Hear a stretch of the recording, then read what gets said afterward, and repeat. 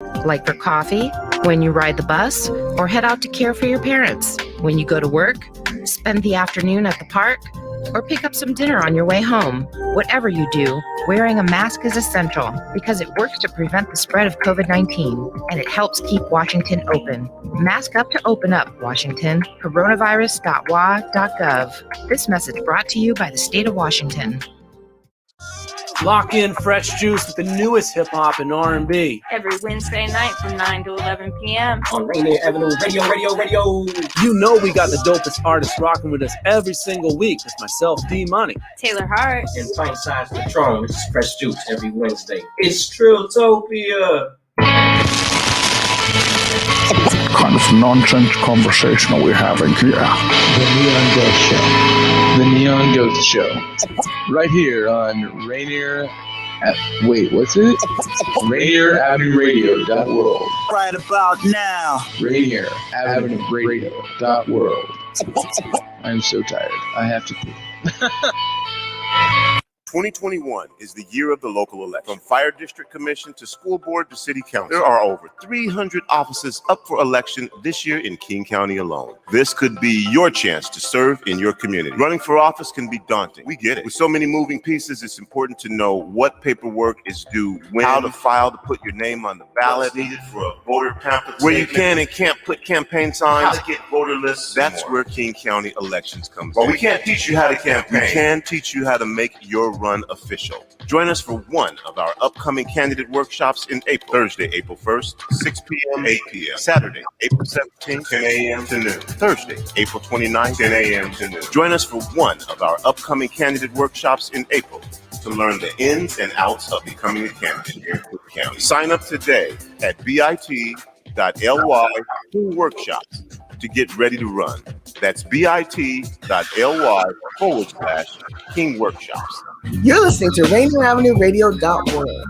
Check us out on social media, Facebook and Instagram, Rainier Avenue Radio.world, and on Twitter at Rainier Ave Radio.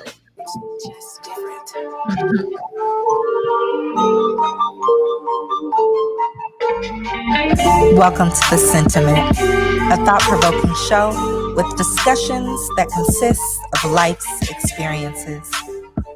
We are bringing thoughts and perspectives out of captivity and isolation into spaces that promote awareness, healing, restores hope, and proclaims victory in everyday thinking and living. Come sit with me. Good evening, y'all. Welcome back to The Sentiment. It's your girl, Latrice Chenee, and I hope this finds you extremely well. Thank you for tuning in. Again, you are listening to The Sentiment on Rainier Avenue Radio.world. And today, in light of, there's been a lot going on, right? However, in light of the passing of DMX, my heart has begun to weep for those who are lost at the hand of addiction. And we've all lost family members, we've lost loved ones, we've lost friends, so many celebrities. And so to honor those that we've lost to the hand of addiction, this show is for all of them. And to do that, I have the absolutely amazing, the beautiful Tujuana Horton, who is coming to share with us her journey from her out of Ascension out of addiction. Welcome, Tujuana Horton.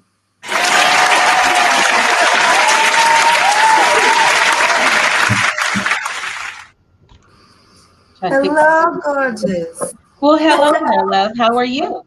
I am well. How are you? I am wonderful. I am wonderful. I see our choice for the day was purple. Yeah. Like mine. A little highlight on the eyeshadow, gorgeous. I see you. Thanks. I try to do my thing.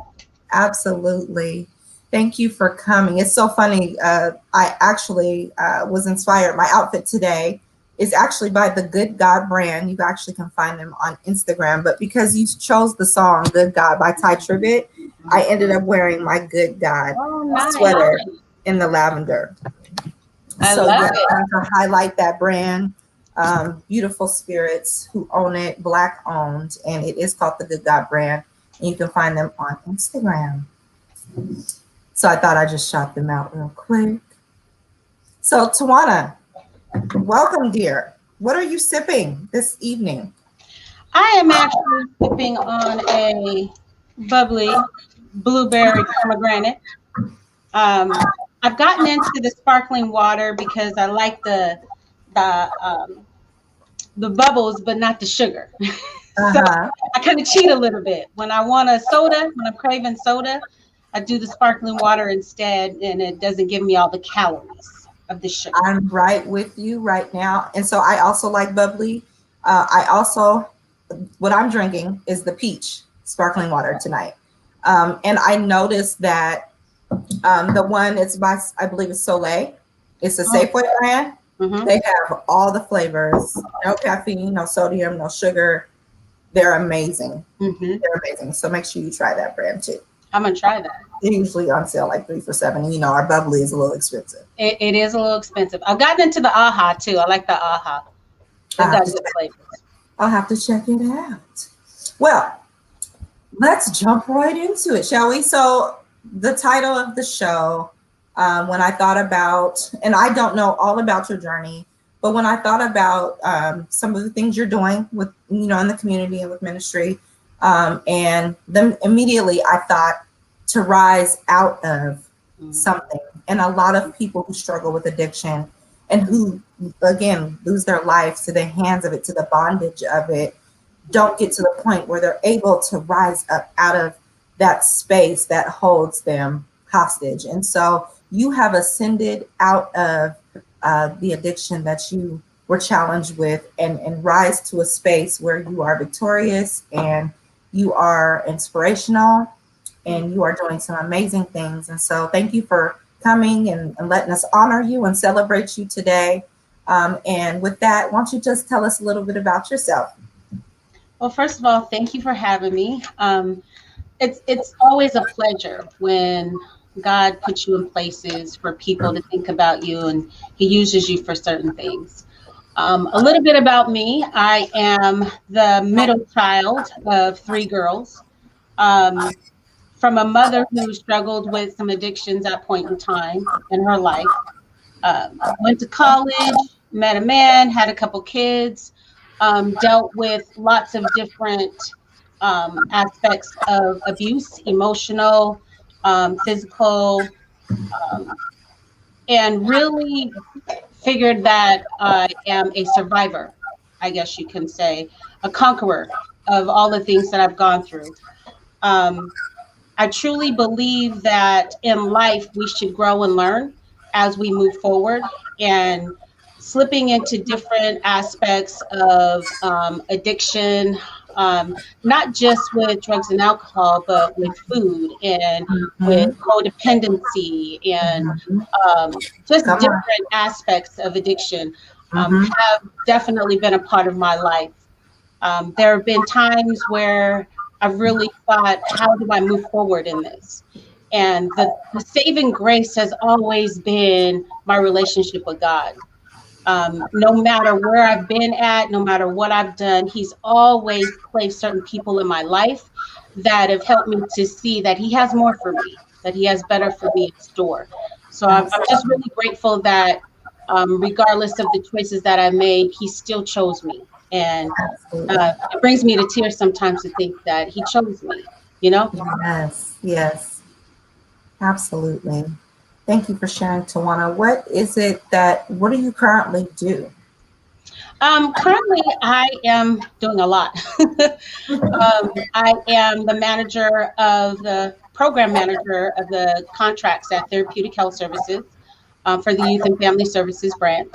So I manage several contracts there. And I also lead a Celebrate Recovery team at my church. Right. Lots of ministry opportunities, working in events and just really getting involved in the community, doing different things with my daughter, who is absolutely awesome, and the different things that she does in the community as well. And just really trying to bring a sense of community back to our communities. Because the way I grew up, you could be across town acting up, and by the time you got home, your mama knew, a couple of aunts on the way, a couple of neighbors on the way was chastising you. So I want to bring that back. I want to see that again in community. Absolutely. Absolutely. I know all about that. That was a beautiful time. That was a beautiful time.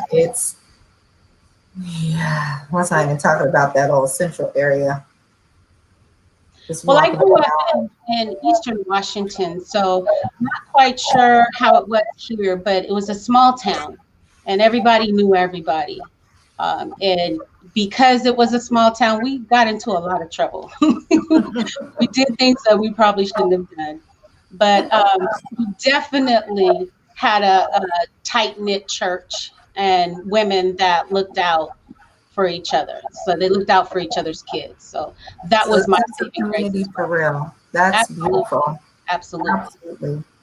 So, Tujuana, we'll get to you mentioned some of the work that you do, Celebrate Recovery with Ministry. We'll get into that because I would like you to highlight and talk a little bit more about that later in the show.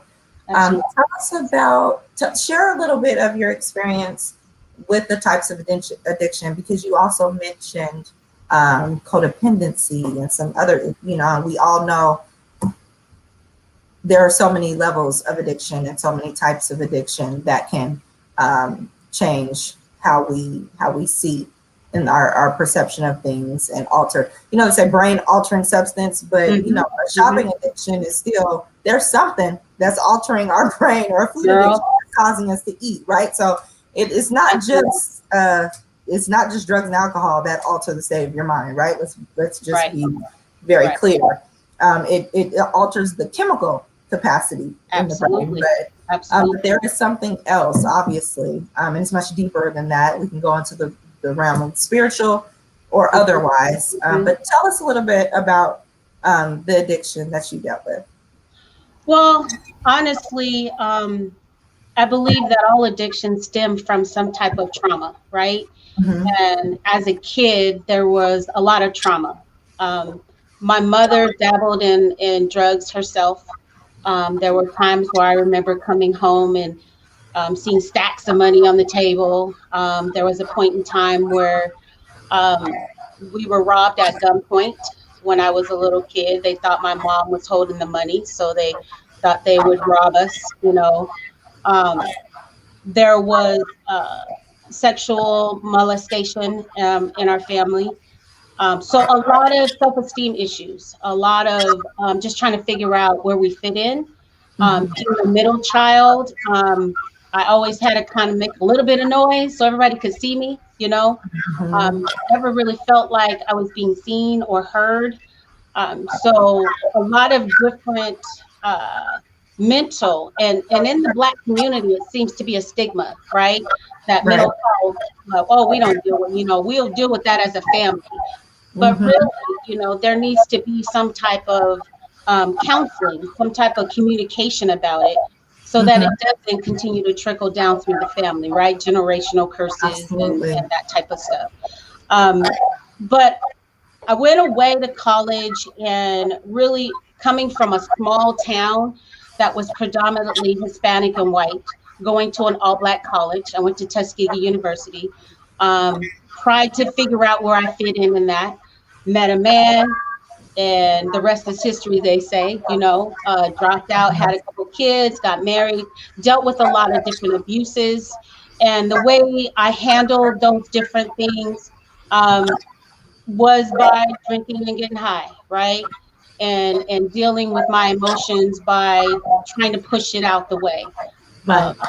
And knowing that that wasn't the way that God wanted me to deal with it, but we get hard-headed, we want to do things our way, and sometimes we think that we are the God of our life, right? And I got this, I can handle this. So got into drinking and smoking weed, and there were so many different times where God showed me, I have so much more for you. But I was still caught up in the hurt and the pain and trying to figure out who I was, right? and trying not to become the woman that I've seen a lot of my friends growing up with had become, right? Like going into like deep drugs and prostitution and that type of stuff. I knew that that wasn't for me, right? But I also knew that I had some hurts and some habits that I needed to deal with. Right. So that kind of brought me to recognizing who I am in God. You know, one thing about me is I've always had a foundation with God. I've always been in church. My mom made sure, even when she was in her addiction, she would drop us off at church and go do her thing and then come back and get us, you know. And when she finally got her life together, by the way, she is now an evangelist and doing her thing. So all right. For that. Come on, mama. But when she finally got herself together, then we were in church all the time, right? Like 5 days a week, it seemed like. So it was like, as a teenager, you're not trying to be in church all the time if you haven't made that serious commitment. So rebelled against that, you know, just a lot of different areas in my life that trying to figure out who I was led me to different addictions. And the codependency, we talk about that, you know, relying on someone else to give you happiness, you know, knowing that toxic relationships, knowing that they aren't meant for you, but still staying there because, you know, it's something that makes you feel good in the moment. I had to deal with that as well. The shopping, we talked about the shopping, that retail therapy that we call it. Yeah, I got caught up in that too. And I just had to realize that all of those things were me searching for some type of relief, some type of, how do you say it, for lack of a better word, just some type of relief from whatever I was dealing with, right? That was my therapy. Those were my counseling sessions, and learning that that wasn't the way to do it. Absolutely. Absolutely. Thank you for sharing. So, dealing with the codependency, the drugs and alcohol, and such, and in the process of trying to find yourself, tell us about when you had the epiphany or the self-awareness to say, you know what, I've had enough. Something's got to change. Well, I can't pinpoint it to just one person, one specific event, because over the years, God has come to me in many ways.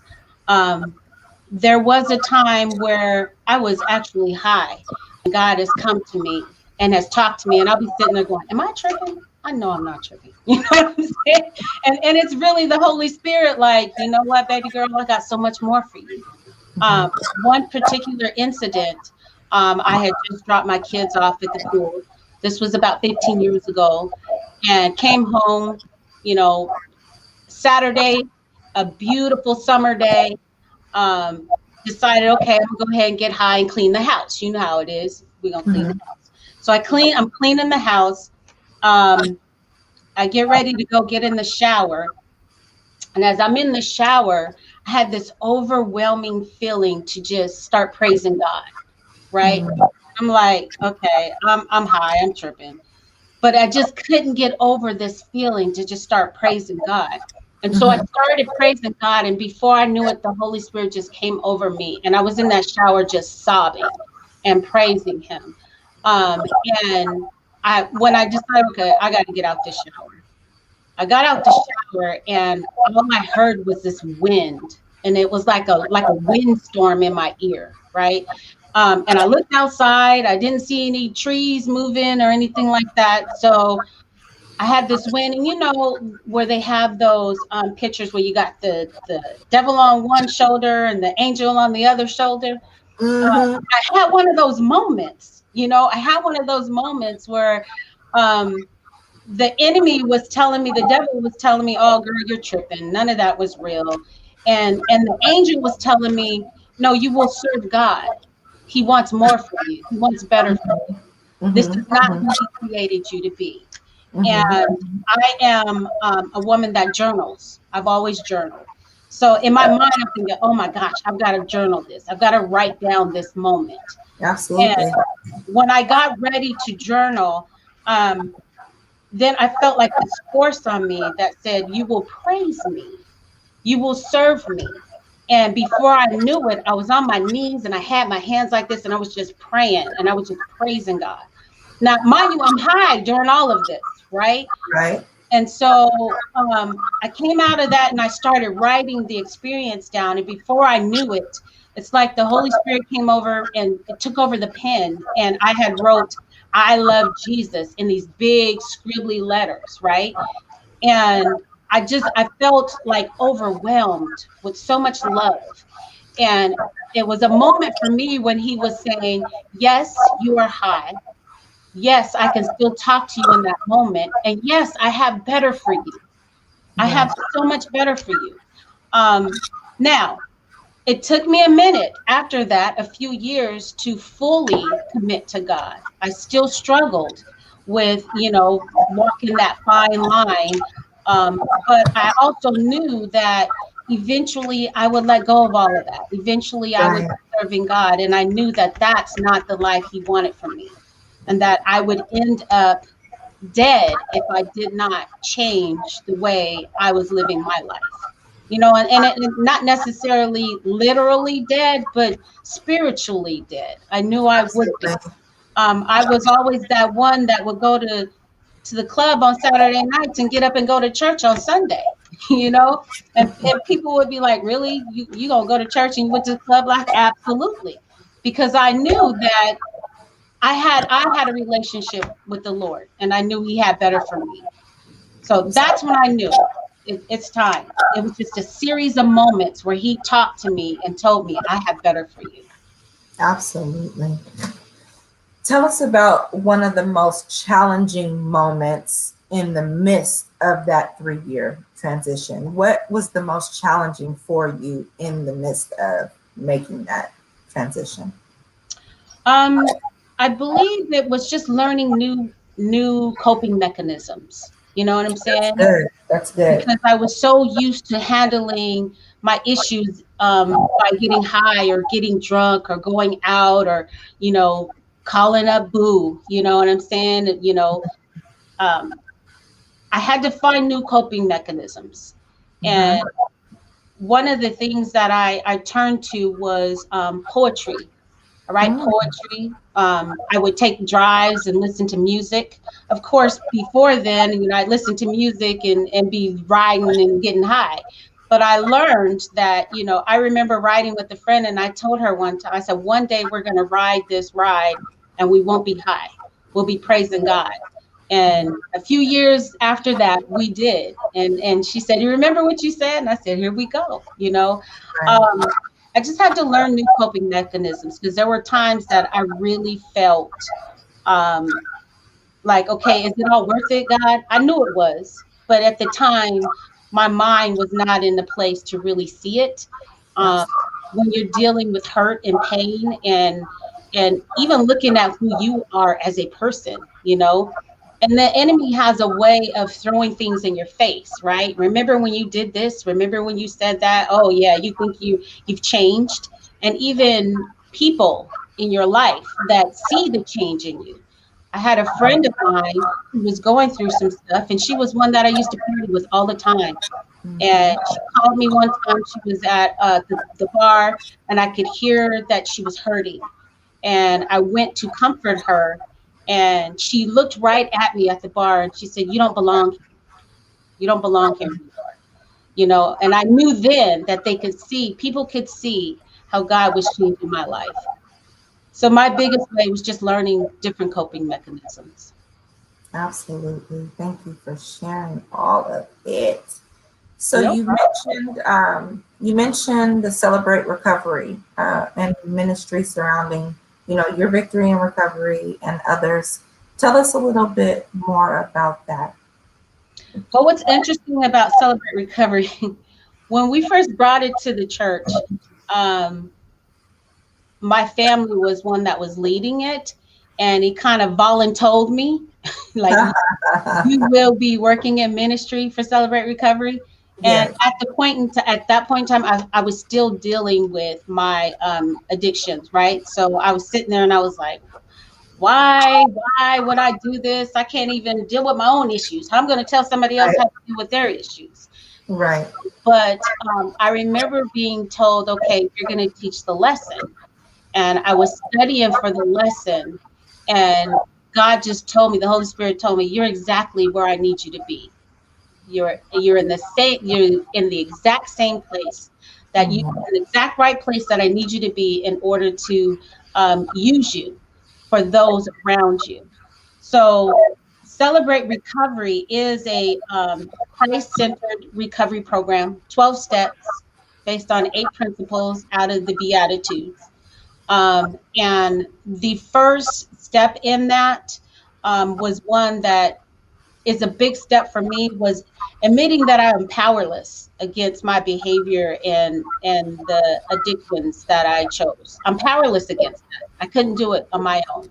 And I had that realization when I was talking about the story where, the devil and the angel, right? That became a reality for me because it let me know that this is spiritual warfare. It truly is spiritual warfare. And I can't do this on my own. I'm not going to be able to defeat him on my own. I need the Lord to help me through that. And that's the first step, is realizing and admitting I can't do this on my own. I'm powerless to this. So going through Celebrate Recovery, it going through the steps and diving deep into the Word of God and understanding. I can go back now on the different experiences I've had and really see how God orchestrated all of that, to bring me where I am. And it's helped me to recover from those things, and then to help other women and men in that. It is a 12-step recovery, but it also is gender specific. Okay. So we come together and we worship and we have a service, and then we split up into different groups, and we have a focus question, and we just share with one another, And one of the main parts about it is being transparent and being able to take off your mask and share what you're going through, because you never know what the next person is going through and how your story will help the next person. So it's become a huge part of my life. The ministry of it has really helped to put me in a place to just grow and see my fruit. You know what I'm saying? Be able to bring other leaders and create other leaders and help them to go through their issues. Be able to give your testimony, be able to teach lessons. I've grown so much in that, and very grateful for Celebrate Recovery. How would someone get involved if there are those who may be watching or have family members who have been asking for resources or help? How can someone who is dealing with an addiction of any kind access Celebrate Recovery resources? Well, we have a Facebook page. My church is Life Change Church. We're currently on Rainier. We will be moving soon, but we're currently on Rainier. You can go on our Facebook page. It's Life Change Church Seattle. And there are different links on there that can help you get connected to Celebrate Recovery. We do have it every Thursday evening. We come together at 6:30 and we break bread. We eat a meal together, and then we start service at 7 o'clock. And it usually lasts till about 8:45, 9 o'clock, but every Thursday. And if you can't make it in the Rainier Valley, then you can always go to Celebrate Recovery, type in to Google on the internet, and they've got different churches all around every area, and it'll, you just type in what area you're looking for and they'll find a church for you. Absolutely. So those who may be listening or know someone who is looking to access resources to assist with addiction of any kind, please make certain to look into Life Change Seattle on Facebook, where you can access resources for Celebrate Recovery, and it is held every Thursday at 7 p.m. Thank you so much, Tujuana. We are running out of time, and I wanted to share a space, open up the space where you can leave some of your last sentiments for those who may be struggling. So what I think I will do is get you outside of this and then post it to my page to make certain that I get a prayer from you and some sentiments from you regarding that to have for people. Absolutely. Thank you so much for having me on. Thank you so much. All right, y'all. It is the end, but also the beginning. Thank you so much for tapping in and tuning in with Tujuana and I this evening. Next, you have Rainier Avenue Radio, God is Inspiration show. So please tune in and check it out. Also, please go to RainierAvenueRadio.world where they are celebrating the Earth Day experience. And I believe it's 3 days and there's so many awesome things that are happening. So make sure you check it out. Take care, be kind and gracious to yourself, lead with love, be kind and gracious to others. And until next time. It's just